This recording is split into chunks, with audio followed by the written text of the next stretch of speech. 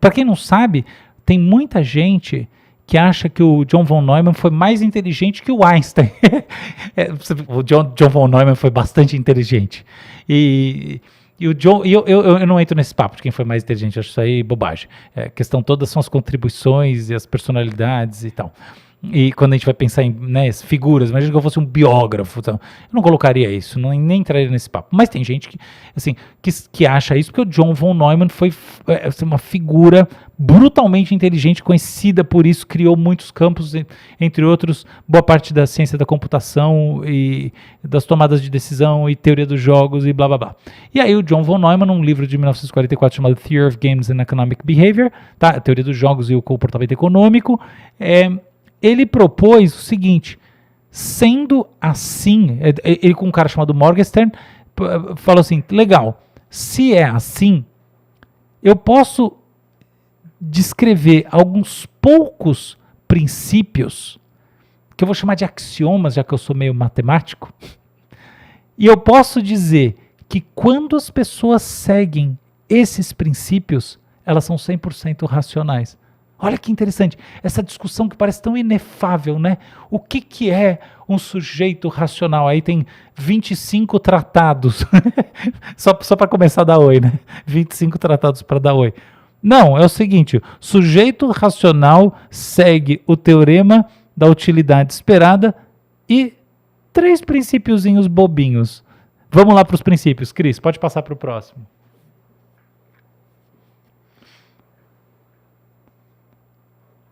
Que bom que eu acertei essa ordem, porque eu fiz isso aqui correndo, correndo, né? Tá tudo na minha mente, mas eu nunca revi, eu tô trazendo de memória para vocês, assim, não é um negócio que eu fiquei preparando, estudando, não.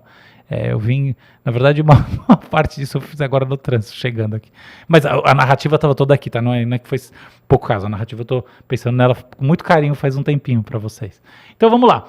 O primeiro princípio é o seguinte: dadas duas, eu vou trocar em miúdos, tá? O negócio não é exatamente assim, aí vão ter uns malas que vão dizer, não, porque blá blá, não, esquece, é assim, pro que importa, com toda certeza. Primeiro princípio, trocando em miúdos, dadas duas opções, quaisquer, eu vou saber sentir que eu quero mais uma do que outra. Sabe esse feeling of knowing que faz eu aterrissar numa opção? Isso vai acontecer sempre. Esse é o princípio fundamental do negócio.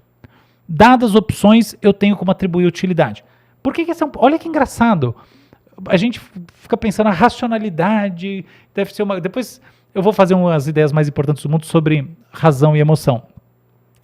Mas de uma maneira muito simples, é muito interessante pensar que um dos sujeitos dos top 5 mais inteligentes, ou considerados mais inteligentes e contributivos do século XX, vai dizer que o primeiro axioma da racionalidade é afetivo. É você conseguir atribuir utilidade para tudo que existe pela frente. É assim, o que você não pode? Eu não posso ter uma indecisão brutal, eu não posso não saber o que eu quero. Sabe, pessoa, o que você quer? Eu não tenho a menor ideia. É esse que é o irracional nesse sentido. Olha que interessante. Depois eu vou falar uma coisa sobre isso, mas olhando de princípio é muito legal pensar essa coisa. Segunda coisa, o segundo princípio é chamado reversibilidade. Olha só, eu gosto mais de A do que B. E eu gosto mais de B do que C. Consequentemente, eu gosto mais de A do que C. Eu prefiro hambúrguer a cachorro-quente. Eu prefiro cachorro-quente do que misto-quente. Consequentemente, eu prefiro hambúrguer a misto-quente. Já estão entendendo onde isso vai dar, né? Finalmente, esse outro princípio, ele é muito interessante e é o seguinte. Imagina que eu tenho a opção hambúrguer e eu tenho misto quente. E eu tenho, né, essa preferência por hambúrguer. Se eu somar batata frita aos dois, eu vou continuar preferindo o pack que tem hambúrguer. Porque eu somei algo idêntico dos dois lados. Tendo somado, portanto, algo que não deve afetar a minha decisão. Esses 3 princípios, tem um outro princípio que eu vou pular ele porque ele é difícil de explicar para quem não está habituado à discussão matemática do negócio e fica chato aqui, mas esses 3 princípios, eles basicamente definem a racionalidade decisória, tá bom?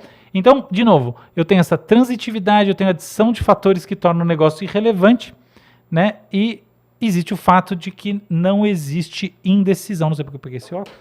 Peraí, é porque eu queria pegar água. Legal. Olha só qual que é a questão. Já na década de 1950 começam a pipocar os exemplos contrários, mostrando que isso daí não é verdade. Então, por exemplo, quer ver, ó? Violação dessa independência, tá? Tipo assim, imagina que eu posso ir para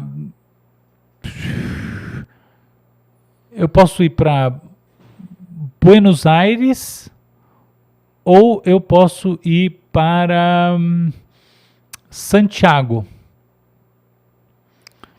E aí eu descubro que tanto para eu ir para Buenos Aires quanto para Santiago, nessa companhia aqui que é low cost, eu tenho uma parada em Montevidéu, tá bom? É a mesma parada para todo mundo, tá? E do ponto de vista logístico, não faz uma diferença, considera que não faz uma diferença relevante do ponto de vista logístico para mim, qual dos dois, onde eu vou parar. E eu vou, só que o negócio lá, como é um negócio avião barato, ele fica parado 2 dias. Se você fizer essa pergunta, pelo menos para mim, intuitivamente, você vai falar assim, eu estou entre Santiago ou Buenos Aires, estou indiferente, sei lá, os dois podem ser super interessantes. Mas, agora que eu tenho Montevidéu, eu vou para Buenos Aires. Olha que interessante.